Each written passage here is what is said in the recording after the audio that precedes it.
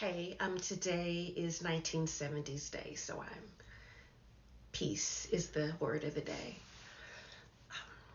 I was just thinking that this is the first week of 2024, and I've decided that I'm not going to do resolutions anymore. And the reasons why I've decided not to do it is I am not going to create another list full of another task and me getting anxiety worrying about whether or not I'll go through it.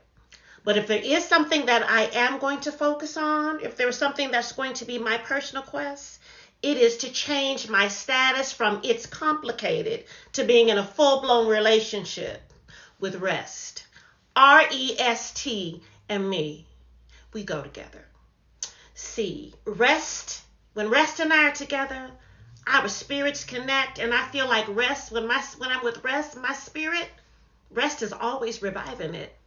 But yet Rest called me out and said, Sheila, when you tell people you spend time with me, it's as if you make excuses for it, you feel guilty about it, or you're even apologizing for it. And you tell me that you're done with your exes, exhaustion, extending yourself more than you need to, expectations that are unrealistic and excessive, and perfectionism, excessive perfectionism, just to name a few. You say that when you spend time with your exes that they tell you that you need to be grinding 24/7, and they literally drain the life out of you.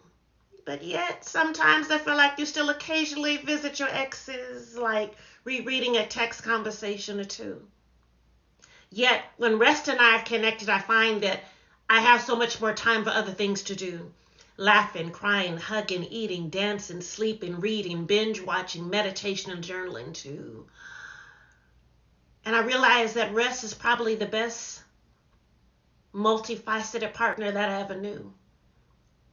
In a world that is full of fast forward, that doesn't take time to pause, in a world that glorifies grinding and wears exhaustion as a badge of honor like some extraordinary cause, I know that Rest says it's not the easiest thing in the world to connect with me.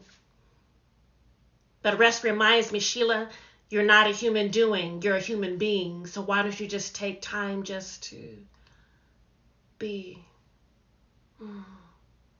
Rest. I've decided I'm not going to do revolutions and resolutions anymore. That's a revolutionary thing. And the reasons I decided not to do it is I'm not going to create another list of another bunch of things and get anxiety if I don't go through it. But this is my intention. This is my quest to change my status from it's complicated to being in a full-blown relationship with Rest. R-E-S-T and me, we go together. The more time you spend time with Rest, the more rested I am. And I realize that Rest has reminded me daily that rest is my birthright. I don't need an invitation. I don't need to explain it. I don't need to wait for a special invite. Rest reminds me that I'm worthy of rest just because of who I am. And I can rest just for the sake of resting. Not always resting, not always being poured into so that I can do something else or do another task. I'm entitled to rest. Yes, that's the task. So, as we go into the rest of 2024, with my resolutions that I've decided I'm not going to do anymore.